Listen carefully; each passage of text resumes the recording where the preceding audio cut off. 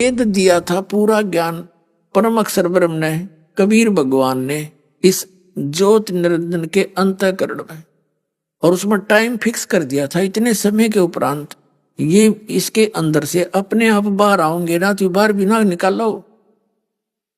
तो जब वो बाहर आए तो इसने पढ़ा खुद निरंजन ने, ज्योत निरंजन ने, उसमें परमात्मा ने हमारे लिए रहम बख्शा था, पूरी जानकारी दी थी ऊपर के लोगों की, वहां की स्थिति की, वहां वापस जाने की। लेकिन इसने काल निरंजन ने, ज्योत निरंजन ने, ब्रह्म ने वो वेदों का वो ज्ञान नष्ट कर दिया, और परमात्मा के डर से ये जो 4 वेदों में विभाजित कर दिया गया, इतना ज्ञान ब्रह्मा को दे दिया। पहले ये एक ही ज्ञान था, वेद के 4 हिस्से तो बाद में बने। अब ब्रह्मा ने सोचा कि भी भगवान का दिया हुआ ज्ञान है, गलत नहीं हो सकता। तो इसने क्या देखा, ज्योत निरंजन आकाशवाणी की थी, उसको भी भगवान का इसने आदेश मान लिया, और वेदों को तो, वेद तो थे ही परमात्मा दिए हुए, तो वेदों में केवल इसने वो पोर्शन रख लिया, वो भाग रख लिया जिसमें ज्ञान तो है पूर्ण परमात्मा का, लेकिन पूजा की विधि केवल ब्रह्म तक की है, ओम मंत्र का जाप है, हठ योग नहीं है किसी वेद में। तो यजुर्वेद अध्याय नंबर 40 के मंत्र नंबर 15 से इन्होंने ओम नाम ले लिया, और इनकी अकल ना काम करी। उसमें लिखा है ओम करतु समर किलबे समर करतुम समर। ओम नाम का जाप काम करते करते सेवन करो, और विशेष कसक के साथ सेवन करो। मनुष्य जीवन का मूल कर्तव्य जानकर परमात्मा के इस ओम नाम का जाप करो।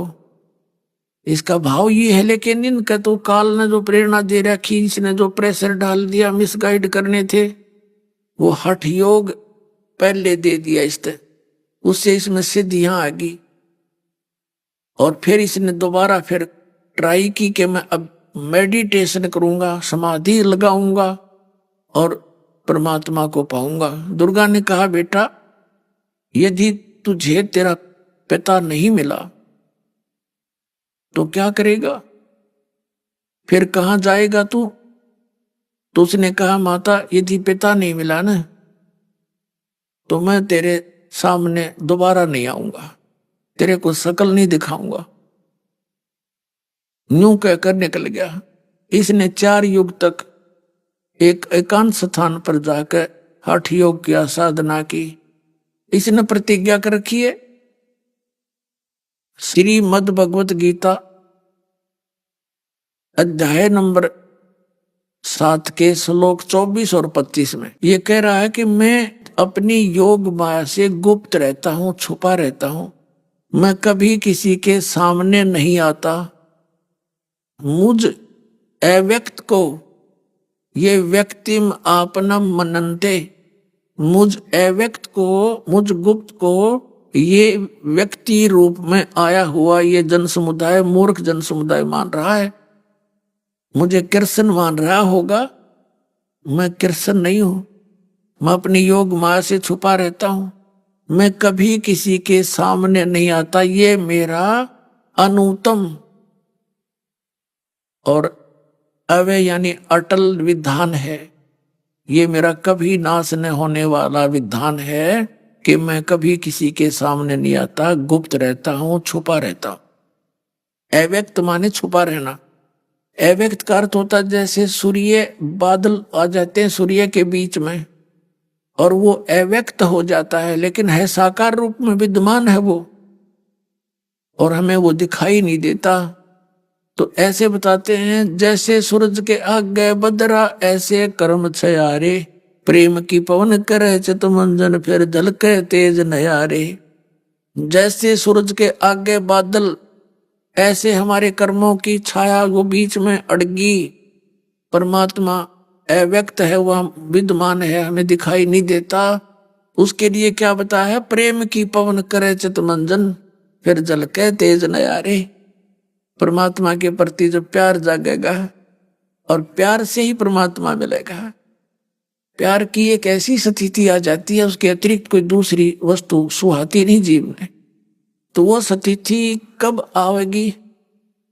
जब हम ज्ञान से परिपूर्ण हो जाएंगे और भक्ति के स्मरण से हमारे अंदर अंतःकरण के वो मैल के बादल हट जाएंगे। फिर परमात्मा के प्रति जरा सी बात भी चर्चा चलेगी, आंखों से आंसू आना शुरू हो जाएगा। तो फिर इसलिए फिर वो प्रेम की पवन करे चित मंजन। जैसे हवा तेज चलती है, बादलों को फेंक देती है एक तरफ और सूर्य साफ दिखाई देता है, तो ऐसे ये परमात्मा के इस भजन सुमन ध्यान और धर्म कर्म किया आंधी चलेगी और इन पाप कर्मों के बादलों को छांट देगी, तो फिर वो दिखाई देगा। तो इस प्रकार गीता जी अध्याय नंबर 11 के 32वें श्लोक में कहता, मैं काल हूं और सबका नाश करने के लिए अपरिवर्त हुआ हूं।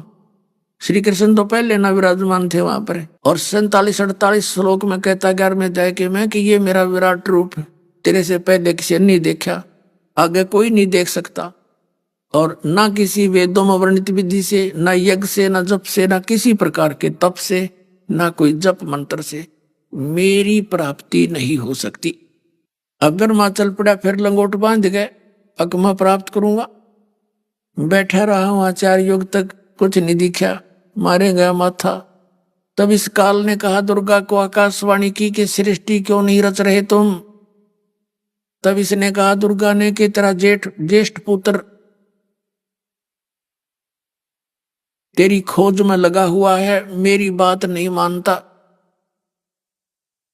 और हट करके चला गया। तो काल ने कहा, ज्योत निरंजन ने कहा कि उसको बुला ले वापस, मैं कभी दर्शन नहीं दूंगा उसको। तो दुर्गा ने क्या किया, अपने वचन से एक लड़की उत्पन्न की, उसका नाम गायत्री रखा और कहा बेटी तू जा ब्रह्मा को उठा के ला, उसको कहना कि तेरे बिना सृष्टि रचना हो नहीं रही और आपको माता ने बुलाया है। तो वहां पहुंची गायत्री, जाके खड़ी होगी, आवाज लगाई, वो उठा नहीं, समाधिस्थ था। तब उसने दुर्गा से वहीं से टेलीफोन पर बात की। अब टेलीफोन पुणात्मा ऐसा नहीं, वहां पर आत्मा ही वहां टेलीफोन का काम करती है। तो दुर्गा से कनेक्शन जोड़ा, दुर्गा जी ने कहा कि ऐसे कर तो इसके चरण छू दे और ये अपने आप समाधि टूट जाएगी। अब गायत्री ने उसके चरण छू दिए, एकदम उसको करंट सा लगा और एकदम उठा। सामने देखा एक युवा लड़की को, उसके मन में क्रोध आया और कहा तू कौन कुलटा है, कौन पापनी है, तू मेरे धर्म को खराब करने के लिए यहां आ गई है, तूने मेरी समाधि भंग कर दी है, मैं तुझे श्राप देता हूं। अपने आत्माओं ये तो ततये हैं, ततये माड़ा सा छेड़ देने का श्राप दे दे एक दूसरे ने। नारद पहले तो हाथ जोड़े बैठा था विष्णु का आगे, मैंने आपका रूप दे दे, आपका रूप दे दे हैं, और जब वो थोड़ी सी गड़बड़ी होगी तो श्राप दे दिया, डंक मार दिया। यही से ऋषि से महर्षि से ये भगवान है, इनके अनुकूल वर्त तो ये राज्य रहे, और इनके एक भी प्रतिकूल बात हो जाती है डंक मार दे। अब गायत्री डर गई, हाथ जोड़ कर ने बोली देख भाई साहब मेरी गलती नहीं है, मां ने भेजी हूं और उसने ऐसे ऐसे कहा था और तेरे बिना सृष्टि रचना नहीं हो रही, आप चलो मेरे साथ, मैं बुलाने आई हूं, मां का संदेश है। तो शांत हो गया तो कहने लगा गायत्री कैसे चलूं, मां के सामने मैंने प्रतिज्ञा कर रखी है कि मैं शकल नहीं दिखाऊंगा जब परमात्मा नहीं मिले तो, मुझे भगवान मिले नहीं। अब मैं कैसे शकल दिखाऊं, मुझे शर्म आवेगी, मुझे लज्जा लगेगी, मैं नहीं जा सकता। तो फिर ब्रह्मा ने कहा मैं एक शर्त पर चल सकता हूं, तो झूठी गवाही दे देना कि मुझे पिता के दर्शन हुए और जो वेदों में लिखा है वो बता दूंगा मैं तेरे ते। ऐसे ऐसे कह दिए कि मेरे सामने आए, मनुष्य दृश्य हैं और सुंदर शरीर है, बहुत तेजों में शरीर है, तीनों बता दिए। वह कहने लगी मैं क्यों झूठ बोलूं, पाप की भागी बनूं। तो कहने लगा मैं इतना चलूं, फिर मैं तो नहीं चल सकता। तो उधर से माँ का दबाव था। उस लड़की ने कहा कि एक काम करूंगी। उसने सोचा लड़की ने, मैं जाकर कह दूं, झूठ बोल दूं, यूं कह दे इसने आप पर बनाई है बात। तो उसने उसको भी ब्लैकमेल करने के लिए स्कीम बनाई। तो गायत्री ने कहा कि तू मेरे साथ जो है रति कर, तब मैं तेरी झूठी गवाही दूंगी। ब्रह्मा को और विकल्प कोई दिखा नहीं, वापस आने का, खिसियानी बिल्ली होगी वो। तब उसने उसके साथ, गायत्री के साथ रति की, सेक्स किया। फिर गायत्री ने कहा कि एक से अच्छा दे गवाह और तैयार कर लेते हैं, मेरे पास वचन शक्ति दे रखी है थोड़ी सी। तो उसने अपने वचन से एक लड़की और गवाह बना उत्पन्न कर दी, युवा। उससे कहा कि तू ऐसे ऐसे। ब्रह्मा ने कहा मेरी झूठी गवाही दे दे। तो वो कहने लगी मैं क्यों दे दूं, कल न तू मुकर जा। तो उसने भी वही शर्त रखी जो गायत्री ने रखी। उसका नाम पोपवती रखा था। तो ब्रह्मा ने अपनी व्यवस्था के कारण समझो उससे भी वैसा ही कर्म किया।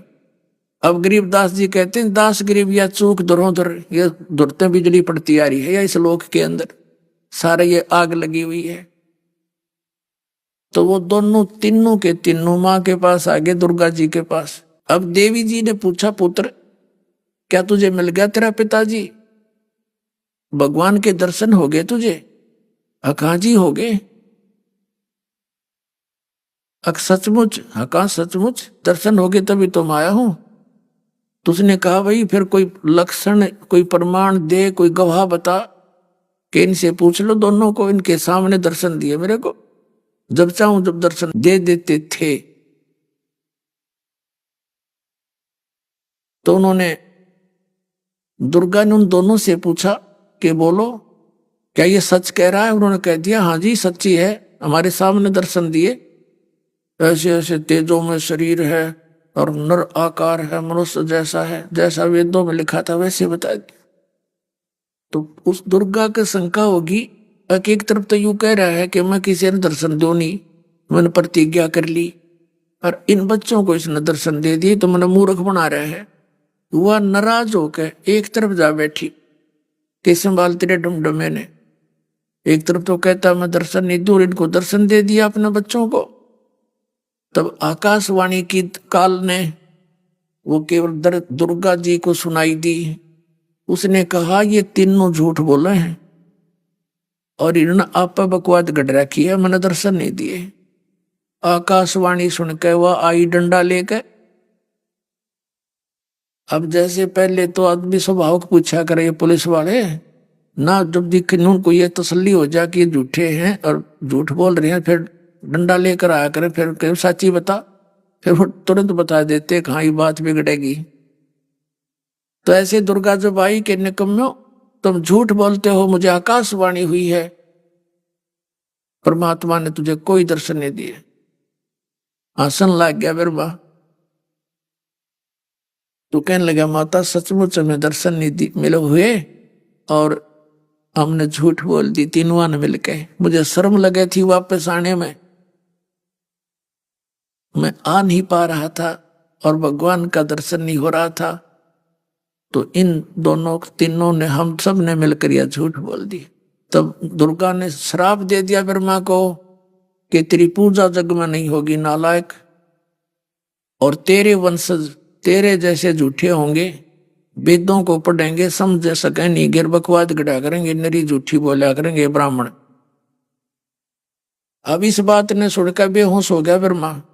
अब बहुत बात बिगड़ गया तकती। उन दोनों को श्राप दे दिया, गायत्री को श्राप दे दिया कि तेरे तू गाय रूप में जन्म लेगी और तेरे कई कई बैलपति होंगे। पोपवती को श्राप दे दिया कि तू एक जड़ी बनेगी जो गंदगी में उत्पन्न हुआ करेगी, तो किसी काम में नहीं आवेगी। तो इस प्रकार उन तीनों को श्राप दे दिया और दुर्गा एकांत स्थान पर चली गई।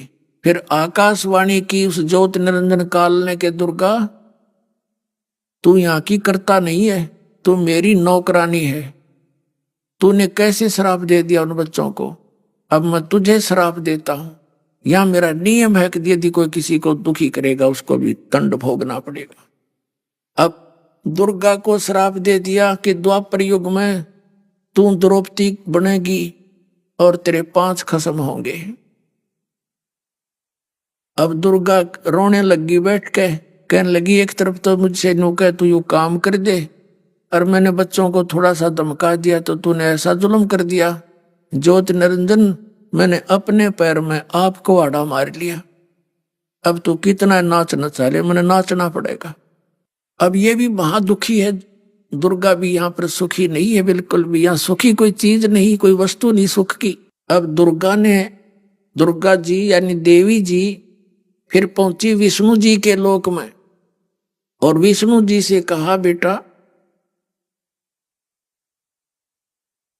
कि तू अभी अपने पिता की खोज कर ले, कहीं फिर सृष्टि स्टार्ट होए तुम बीच में समाधि लाला बैठो। अब जा तू भी खोज कर ले अपने पिता की किते जाके। अब विष्णु जी चल पड़े, वो चला गया शेषनाग के लोक में। यहां जैसे राजाओं ने अपनी सीमा बांट रखी है, कुत्ते ने अपनी गली बांट रखी है, भैंसे जोटे ने अपनी सीमा बांट रखी है गांव के गांव में, कि इधर कोई दूसरा भैंसा आ जाता लड़ मरे उसके साथ। तो जो ही विष्णु जी शेषनाग के लोक में गया, शेषनाग ने सोचा ये कौन आ रहा है मेरी आज्ञा के बिना मेरे लोक में, इसको बिल्कुल खौफ नहीं मेरा, मैं यहाँ का राजा हूं। 1000 फन 1000 मुख है शेषनाग के। उसने दूर से उसको सतर्क करने के लिए कि आगे मत बढ़ जाना, 1000 फनों से विष की पिचकारी छोड़ दी, फुहारे छोड़ दिए। धुंध सी होगी विष्णु के चारों तरफ, और जब वो धुंध सी हटी तो देखा विष्णु जी ने उसका कति लीला रंग हो गया, काला। अब उसने देखा कि शेषनाग इस कीड़े ने दे मेरा उलिया बिगाड़ दिया, मुझे काला बना दिया कति। तो विष्णु जी ने सोचा ला इस नाग ना मारूं पहले थे। अब काल ने सोचा ये लड़का मरेंगे ही। तब आकाशवाणी की कि विष्णु अभी तू इसको कुछ मत कहना, इसका बदला तुझे मैं दिलवाऊंगा द्वापर युग में। उस समय ये काली दय में होगा और तेरा वहां श्री कृष्ण रूप में जन्म होगा, तब तू इसका बदला ले लिए। अब ऐसे लड़दड़ मरोगे तो ये सृष्टि कैसे चलेगी, तू वापस चला जा, अपनी मां को बता दे साफ साफ, और कहीं भटक ले। मैं किसी को दर्शन नहीं देता, मैं कभी किसी क्रिया से दर्शन नहीं दूंगा। और आकाशवाणी में काल ने कहा यदि तने झूठ बोल दी तो तेरी दशा भी ब्रह्मा जैसी हो जाएगी। तो वापस आया, मां ने पूछा बेटा भगवान मिल गया तुझे? अगर नहीं माता, मुझे परमात्मा नहीं मिला। तो उसने सीने से लगा लिया दुर्गा ने, अग बेटा तो सतवादी है, तेरे को मैं एक विशेष डिपार्टमेंट दूंगी, ये सतीथी यानी यहाँ के पालन और पोषण की, और तेरी खूब पूजा होगी। अब फिर गई वो शंकर भगवान के पास, तीसरे पुत्र के पास। उससे कहा बेटा अब तू भी कर ले ट्राई अपने पिता के ढूंढन की, तेरे 2 भाइयों को तो मिला नहीं बड़ों को, अब तू कर ले कोशिश, कदे फिर समाधि ला कर बैठ जा बीच में। तब इसने कहा कि माता जब मेरे दोनों भाइयों को ही नहीं मिला तो मैं तो ट्राई ये नहीं करता, फिर क्या फायदा शर्मारण की। लेकिन माता मुझे एक वरदान दे दे। दुर्गा ने कहा बोल पुत्र। भगवान शंकर ने कहा कि मेरी आयु मुझे अमर कर दे मां, मैं कदे नहीं मरूं। अब दुर्गा कहने लगी बेटा ये नहीं हो सकता, यहाँ का नियम है जो जन्मेगा वो मरे अवश्य का बेटा, ये नहीं कर सकती, हमारे पावर से बाहर है। तो कहने लगी मैं तुझे एक ऐसी विधि बता दूंगी जिससे तेरी उम्र सबसे लंबी हो जाएगी। तो भगवान शंकर ने कहा यही दया कर दो। तो दुर्गा ने कहा कि तू ज्यादा योग अभ्यास किया कर और अपने श्वास को इतना सूक्ष्म कर ले, काफी समय तक इसको तू रोकने का अभ्यास कर ले, इससे तेरी आयु लंबी हो जाएगी। क्योंकि सबकी यहां पर श्वासों से गिनती है, श्वासों से जीवन बना रखा है। तो शंकर भगवान ने यह स्वीकार कर लिया। उसके बाद इन तीनों का, अब आप देखते हो ज्यादातर शंकर भगवान को आप समाधि में ही देखते हो, यानी अपने योग में ही लगा रहता है।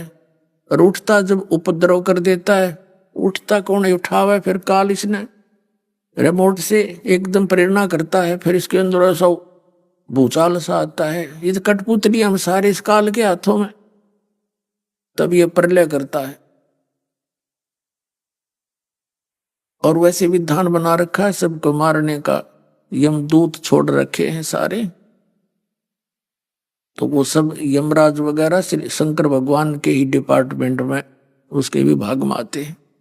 अब कहने का भाव ये है कि फिर दुर्गा ने इन तीनों का ब्याह करने की सोची, अपने ही वचन से 3 पुत्रियां उत्पन्न की और उनको सागर के अंदर छुपा दिया समुद्र में। दूसरी बार इन्होंने जब सागर मंथन किया, सागर मंथन के लिए भेज दिया और कहा तुम जाओ और जो जो वस्तु निकले उनको अलग अलग पहचान करके लाना। तो ये वहां पहुंचे, तीनों लगे सागर मंथन किया। तो पहले एक लड़की निकली, उसको अलग से खड़ा कर दिया, दूसरी निकली उसको अलग से, तीसरी को अलग से, अलग अलग पहचान करके ले आए माँ के पास। तो उन्होंने बताया कि माता ये पहले निकली, ये सेकंड नंबर पे, तीसरे नंबर पर, और कुछ नहीं निकला, काफी देर तक लगे रहे। तब दुर्गा ने कहा कि ये पहले वाली का नाम सावित्री रख दिया, ब्रह्मा के साथ उसका संयोग जोड़ दिया, और दूसरी का नाम लक्ष्मी रख दिया, विष्णु के साथ व्याधि, और तीसरी का नाम उमा रखा, वो शंकर का व्याधि। वहां से काल की यह सृष्टि शुरू होगी। पुण्यात्माओं एक थोड़ी सी देखने की बात है, अब जैसे ब्रह्मा विष्णु महेश का ब्याह हुआ, जब ना तो कोई बाती था, ना कोई बराती था, ना कोई पंडित मंत्र बोलनिया था, तो ब्याह तो भाई संस्कार से होता है। तो इस प्रकार ये ड्रामाबाजी बाद में शुरू करी, ये नकली ऋषि में ऋषियों का किया हुआ काम है। हमने फिर वहीं आना है जहां से हम सुख सुविधा से अपना जीवन निर्वाह कर सके।